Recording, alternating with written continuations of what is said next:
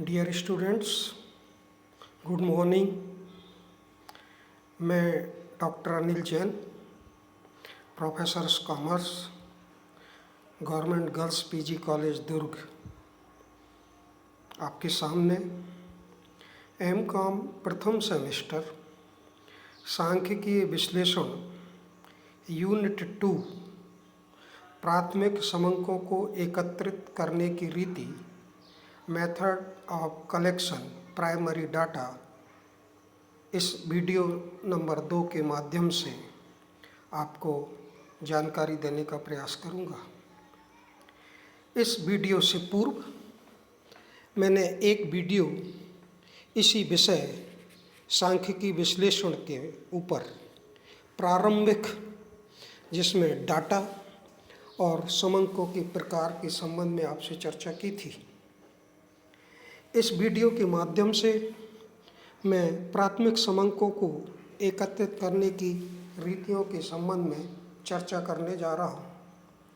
जैसा कि ज्ञात हो, प्रथम वीडियो में मैंने समंकों के प्रकार के बारे में आपसे चर्चा की थी और उसमें कई प्रकार के समंकों के बारे में आपको बताया था। मूलतः प्राथमिक और द्वितीय समंकों के बारे में अध्ययन करना इस वीडियो का महत्वपूर्ण लक्ष्य है। तो इससे पहले कि मैं प्राथमिक समंकों को एकत्रित करने की रीति के संबंध में आपसे चर्चा करूं, मैं चाहूँगा कि एक बार पुनः प्राथमिक समंकों के बारे में आपको बता सकूं। जैसा आपको विदित है कि वे समंक जिन्हें अनुसंधानकर्ता अपने निश्चित उद्देश्य के लिए अपने प्रयोग में लाने के लिए पहली बार संकलित करता है, प्राथमिक समंक कहलाते हैं। अर्थात किसी सांख्यिकीय समंकों को कलेक्ट करके उनका वर्गीकरण सारणीकरण करके किसी निष्कर्ष पर पहुंचने के लिए प्रारंभिक रूप से जिन समंकों को एकत्रित किया जाता है, ऐसे समंकों को हम प्राथमिक समंकों की संज्ञा देते हैं। तो प्राथमिक समंक को एकत्रित करना या एकत्रित करने की रीतियाँ के पहले हम थोड़ा सा ये आपसे बात करना चाहेंगे कि प्राथमिक समंकों को एकत्रित करने के पहले उनकी विशेषताओं के बारे में थोड़ी सी जानकारी हासिल कर ली जाए। सामान्यतः प्राथमिक समंक की महत्वपूर्ण विशेषताएं निम्न प्रकार हैं। प्राथमिक समंक मौलिक होते हैं, अर्थात मौलिक रूप से प्रथम बार एकत्रित किए जाते हैं। कहने का तात्पर्य यह है कि चूंकि प्राथमिक समंक मौलिक होते हैं, प्रारंभिक स्थिति में होते हैं, नेचुरल होते हैं और इन्हें प्रथम बार ही एकत्रित किया जाता है, किसी भी व्यक्ति के पास जाकर के संबंधित से जो भी जानकारी लेना है उन्हें पहली बार एकत्रित किया जाता है। प्राथमिक समंक कच्चे माल की भांति होते हैं। कच्चे माल की भांति, रॉ मटेरियल की भांति होते हैं। उसको कच्चे माल के रूप में ही देखा जाता है। उसी के बाद उस पर काम करके आगे बढ़ा जाता है। तो ये प्राथमिक समंकों की विशेषता होती है। प्राथमिक समंक अनुसंधान के उद्देश्य के सर्वथा अनुकूल होते हैं। इन्हें किसी बिना संशोधन के काम में लिया जाता है। अर्थात जब हम प्राथमिक समंकों को एकत्रित करते हैं तो ये सर्वथा अनुकूल होते हैं और इनमें कोई संशोधन करके हम किसी निष्कर्ष पर नहीं पहुंचते। जो वास्तव में समंक एकत्रित हुए हैं, जो पहली बार हमें प्राप्त हुए हैं, उनके आधार पर ही आगे निर्णयों के ऊपर पहुंचा जाता है। प्राथमिक समंकों के संकलन में अधिक समय, परिश्रम व धन की आवश्यकता होती है। प्रथम वीडियो में जब हमने प्राथमिक और द्वितीय समंकों के बारे में चर्चा की थी, उस समय हमने बताया था कि सामान्यतः जब प्राथमिक समंकों का संकलन किया जाता है तो एक एक व्यक्ति के पास जाकर के उनसे जानकारियाँ पूछी जाती हैं। तो यह इसमें बहुत ज़्यादा समय, परिश्रम और धन की आवश्यकता होती है। नेक्स्ट, इसके बाद प्राथमिक समंकों के प्रयोग में सतर्कता की आवश्यकता होती है, अति महत्वपूर्ण। प्राथमिक समंकों को जब एकत्रित करते हैं तो अत्यधिक सतर्कता की आवश्यकता होती है। यदि हम सतर्कता से समंकों का संकलन नहीं करेंगे तो ऐसी स्थिति में गलत समंक प्राप्त होंगे और गलत समंक किसी भी निष्कर्ष को सही रूप में प्रकट नहीं करेंगे। इसलिए ऐसा कहा गया है, या प्राथमिक समंकों की विशेषता में ऐसा देखा गया है कि प्रयोग में इनको कलेक्ट करने में बहुत सतर्कता की ज़रूरत होती है। अब हम जो मुख्य हमारा इस वीडियो के बनाने के पीछे या वीडियो के माध्यम से आपको समझाने के पीछे का जो मूल लक्ष्य है वो है प्राथमिक समंकों को एकत्रित करने की प्रमुख रीतियाँ। प्राथमिक समंकों को एकत्रित करने की कई रीतियाँ हैं, जिनमें आज हम इस वीडियो के माध्यम से प्रत्यक्ष व्यक्तिगत अनुसंधान और अप्रत्यक्ष मौखिक अनुसंधान के बारे में ही आपसे चर्चा करेंगे। प्राथमिक समंकों को एकत्रित करने की पहली रीति जो है वो है प्रत्यक्ष व्यक्तिगत अनुसंधान। इस रीति में अनुसंधानकर्ता सूचना देने वालों से प्रत्यक्ष रूप में संबंधित स्थापित करके समंक एकत्रित करता है। इसमें अनुसंधानकर्ता स्वयं उन लोगों के संपर्क में आता है जिनके विषय में आंकड़े एकत्र करना चाहता है। इस रीति में अनुसंधानकर्ता को निरीक्षण या अवलोकन का भारी सहारा लेना पड़ता है।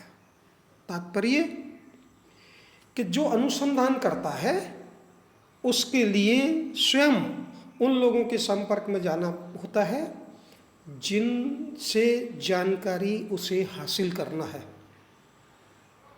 अर्थात जो व्यक्ति समंकों का संकलन कर रहा है वह स्वयं उस व्यक्ति के पास जाएगा जिससे उसे जानकारी हासिल करना है। तो इन समंकों की, प्राथमिक समंकों की प्रत्यक्ष विधि के अंतर्गत इनकी उपयोगिता या उपयुक्तता क्या है?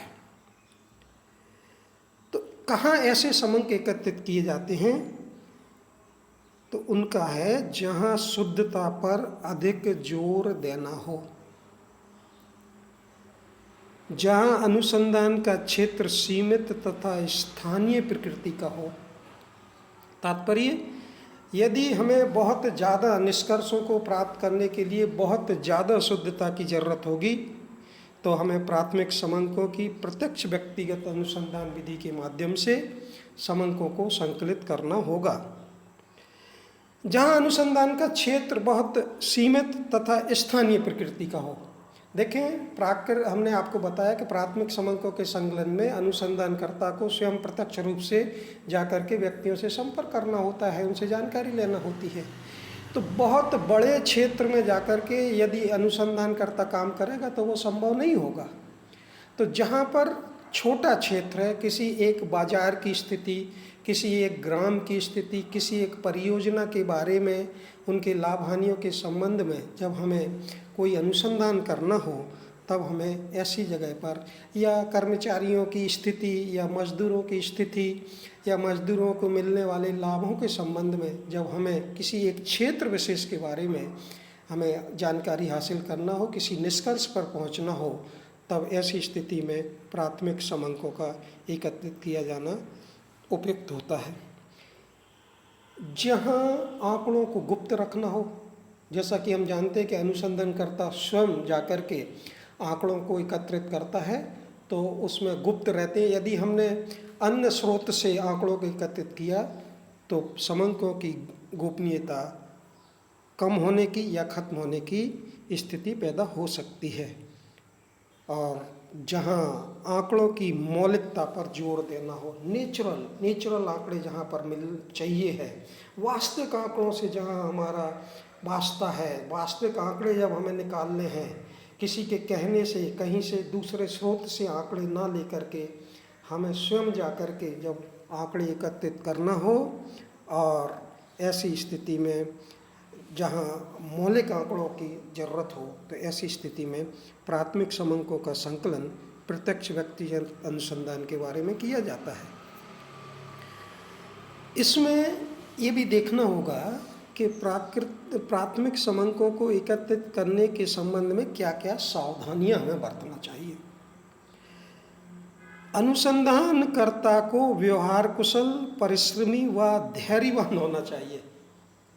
जब हम किसी व्यक्ति के सामने जाकर के या अनुसंधानकर्ता किसी व्यक्ति के सामने जाकर के उससे जानकारी प्राप्त करता है तो बहुत व्यवहार कुशल होना चाहिए। जब व्यक्ति व्यवहार कुशल होगा तभी उसको जानकारियाँ प्राप्त हो सकेंगी। परिश्रमी होना चाहिए, उसको एक एक व्यक्ति से जाकर के संपर्क करना होता है, तो परिश्रमी व्यक्ति ही प्राथमिक समंकों का संकलन करने में महत्वपूर्ण भूमिका निभा सकता है। और धैर्यवान भी होने की बहुत ज़रूरत है। यदि धैर्यवान नहीं है, उसमें धीरज नहीं है, तो प्राथमिक समंकों को एकत्रित करना आसान नहीं होता है। एक सावधानी ये है कि प्रश्न थोड़े सरल, स्पष्ट और उत्तर देने में संकोच न हो, ऐसे होना चाहिए। बहुत साधारण सी बात है।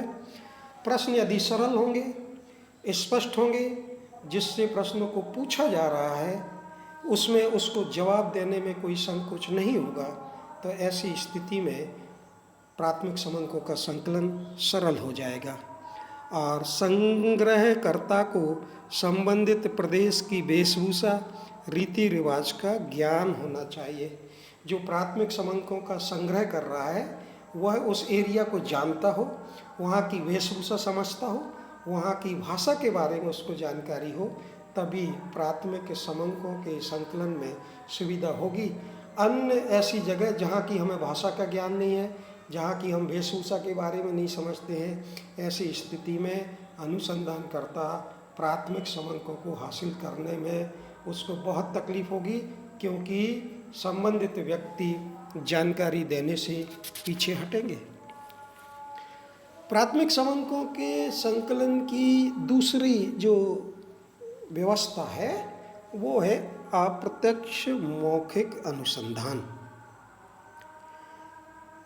हमने एक देखा प्रत्यक्ष, जिसमें स्वयं अनुसंधानकर्ता को जाकर के डाटा को कलेक्ट करना है। दूसरा है अप्रत्यक्ष मौखिक अनुसंधान।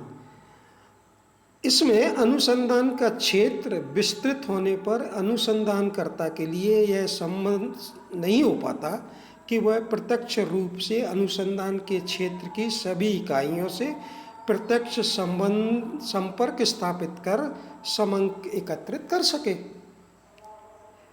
ऐसी दशा में वह किसी ऐसे व्यक्ति से सूचनाएं प्राप्त करता है जिसे उस विषय की जानकारी है। इस रीति में अनुसंधानकर्ता अप्रत्यक्ष एवं मौखिक रूप से संबंधित व्यक्तियों के बारे में अन्य जानकार व्यक्ति से, जिन्हें साक्षी कहते हैं, सूचना प्राप्त करता है। प्रत्यक्ष विधि स्वयं अनुसंधानकर्ता जाके जब समंकों का संकलन करता है, प्रत्यक्ष विधि। अप्रत्यक्ष विधि स्वयं नहीं जाकर के किसी साक्षी के माध्यम से वह समंकों का संकलन कराता है। क्योंकि कई बार समंक ऐसे होते हैं कि जो ये अनुसंधानकर्ता एक एक व्यक्ति के पास जाकर के समंकों का संकलन नहीं कर पाता है, तो ऐसी स्थिति में कई बार समंकों के संकलन की अप्रत्यक्ष विधि के माध्यम से समंकों का संकलन किया जाता है। जैसे हम बात करें कि कक्षा के विद्यार्थियों के बारे में हमें कोई सूचना यदि ज्ञात करनी है तो हम कक्षा के मॉनिटर की मदद ले सकते हैं, या हम अध्यापक के द्वारा उस कक्षा के विद्यार्थियों के बौद्धिक या अन्य जो भी स्तर है उसके बारे में जानकारी हम कक्षा के अध्यापक या मॉनिटर से प्राप्त कर सकते हैं। तो ये वास्तव में स्वयं अनुसंधानकर्ता ने जाकर के समंकों का संकलन नहीं किया, लेकिन अप्रत्यक्ष विधि से उन विद्यार्थियों के बारे में जानकारी हासिल कर ली। ऐसी स्थिति को अप्रत्यक्ष मौखिक अनुसंधान की संज्ञा देते हैं। तो इन दो चीज़ों से, एक प्रत्यक्ष और अप्रत्यक्ष। प्रत्यक्ष में अनुसंधानकर्ता को स्वयं जाकर के समंकों का संकलन करना होता है। और अप्रत्यक्ष विधि प्रत्यक्ष का ही रूप है, लेकिन व्यक्तिगत तौर पर एक एक व्यक्ति से संपर्क न करते हुए अप्रत्यक्ष रूप से किसी उनके ग्रुप के चीफ या गांव के किसी सरपंच या कक्षा के मॉनिटर या अध्यापक के द्वारा या संबंधित जो उस विषय की जानकारी रखता हो उसके माध्यम से जब हम समंकों को एकत्रित करें तो इस प्रकार की रीति को हम अप्रत्यक्ष मौखिक अनुसंधान के माध्यम से देखते हैं। इसकी उपयुक्तता कहाँ है?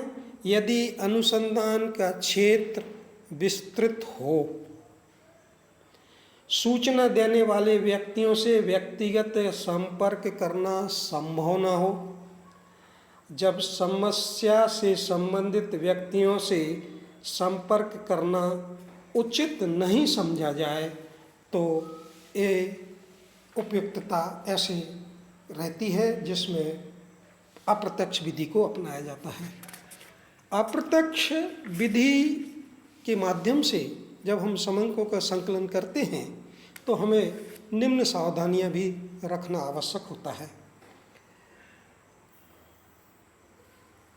जिनकी सहायता से आंकड़े एकत्रित किए जा रहे हैं उनकी बात पर बिना पुष्टि किए हुए पूर्ण विश्वास नहीं कर लेना चाहिए। क्या सावधानी? चूँकि अप्रत्यक्ष है, किसी दूसरे व्यक्ति ने आपको जानकारी प्रेषित की है, दूसरे व्यक्ति के माध्यम से आपने समंकों का संकलन किया है, तो उसकी पुष्टि किए बिना उन पर पूर्ण विश्वास करके यदि उनके समंकों को वास्तविक मान लिया जाएगा तो आपके निष्कर्ष वास्तविक नहीं होंगे। सूचना देने वालों का तथ्यों का पूरा ज्ञान तथा वे रुचि रखते हों। जिनसे आपने काम कराने के लिए, संकलन कराने के लिए बोला है, यदि उनमें पूरा ज्ञान नहीं है, तथ्यों के बारे में वो समझते नहीं हैं तथा उसमें कोई रुचि नहीं रखते, तो वास्तविक समंक प्राप्त नहीं होंगे।